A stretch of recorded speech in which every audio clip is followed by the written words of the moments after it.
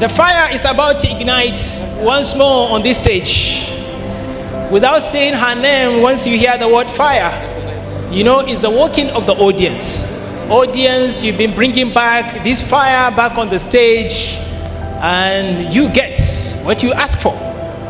You bring back the fire, and the fire is ready for you. This fire is contained in echoes of Hajara. Ladies and gentlemen, I want to introduce to you for the next performance, second to the last performance in Team A, Hajara Abdu Haro Mashi for her performance titled In Unity We Became One Nation. It's now time to ignite the fire, engulf this stage. Just now, the girl on fire. Assalamu alaikum, ladies and gentlemen. I am not Hausa, they are Hausa. I am not Fulani, they are Fulani. I am not Igbo, they are Igbo. I am not Yoruba, they are Yoruba. I am Nigeria.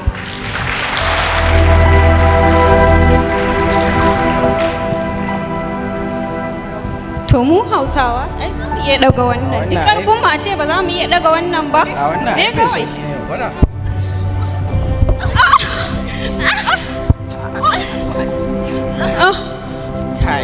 Gaskiya ba za mu iya ba. Mu fa makiyaya ne kande. Muna da ƙarfi sosai.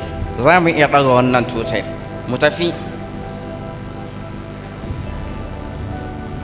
Wayo ka da aradu wannan tuta ta nauyin gane ta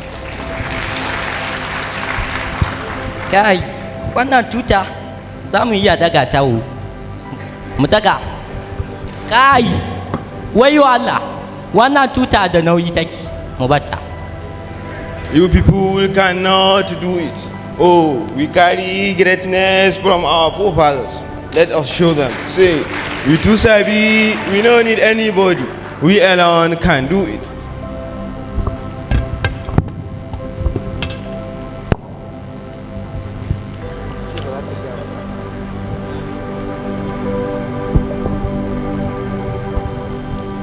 They say we are one Nigeria, but tell me, why does my tribe sound like a crime in certain places? Why our policy is not made for a nation but for the people within a nation?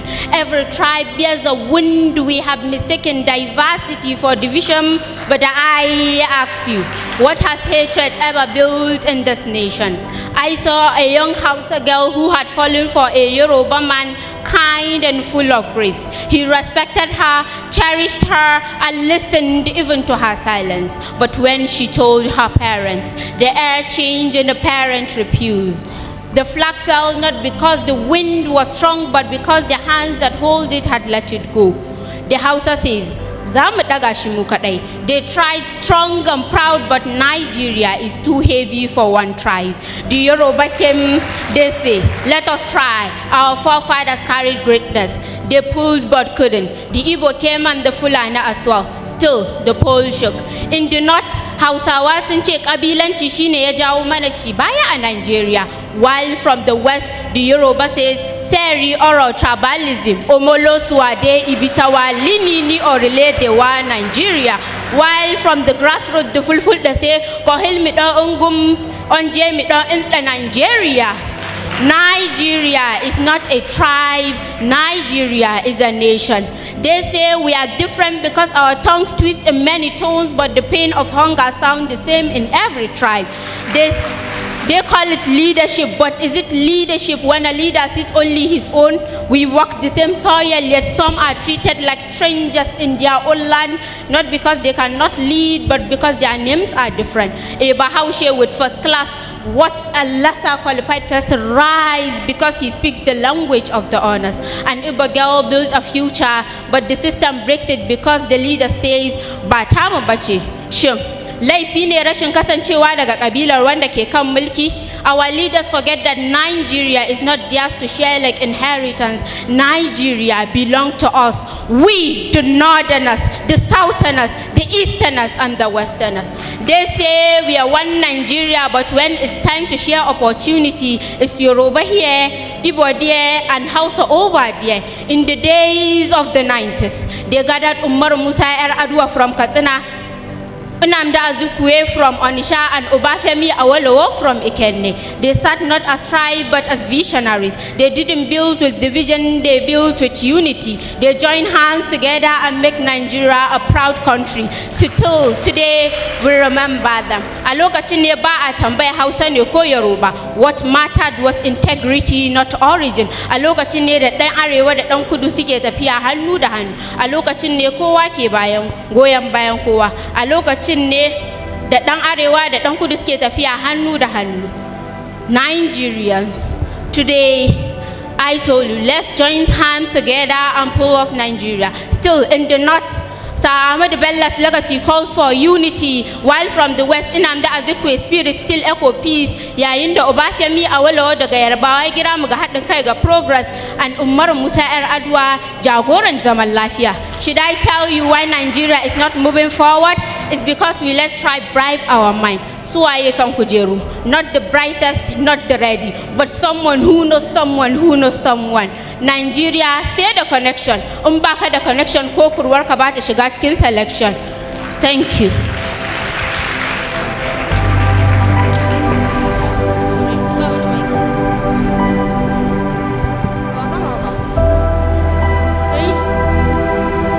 Abada de tribalism.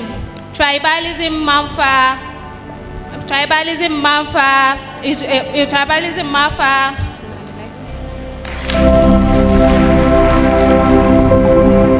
Tribalism manfa ìbànújẹ́ àti ìjà láàrin àwọn ẹ̀yà. Ìmanfa àìsowọ́pọ̀ àti àìmọ́kànpọ̀ láàrin àwọn àwùjọ. Tribalism àlejà tribalism lọ́nà yìí. Ìjọba tó dára àti ìjọba tó dára tó dá lójú àwọn ìjọba tó dára níbi ìdájọ́ òdodo tó dọ́gba àti ìfaramọ́ àwọn ẹ̀yà. We are not Hausas, we are not Yoruba, we are not Fulani, we are not Igbo, but we are Nigeria. One flag. 1, 2, 3.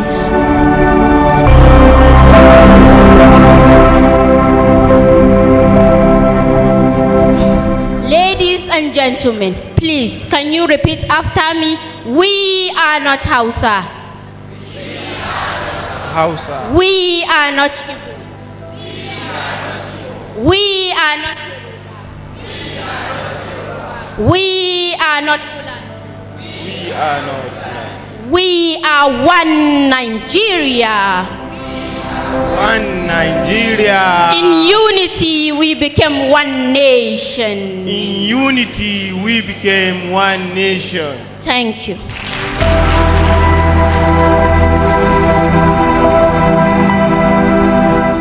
Thank you. Thank you. Come forward. Come closer. This is what audience can bring back in this competition. Clap for yourself. Without audience having the right to also vote in this competition, this thing wouldn't have happened just now, because Hajara Abdu Haro Mashi couldn't make it in the quarterfinal, but you, audience, said you believe in her, you want her to come back, because that fire has not yet finished. We still have more to witness of this fire, and that's what we have just seen now. And to say, let's begin with Professor Shamsuddin. Professor Shamsuddin, what do you have to say about the Hajara Abdu Haro Mashi, the Girl on Fire performance just now? Thank you. Yeah, she was actually on fire, but thank goodness the fire didn't burn her, and she's still standing.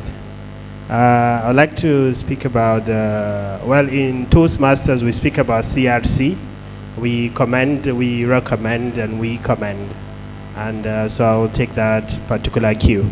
The first performance was this idea of unity. It brings back this problem to do with our old national anthem, peace and unity, which has always been our problem as a country.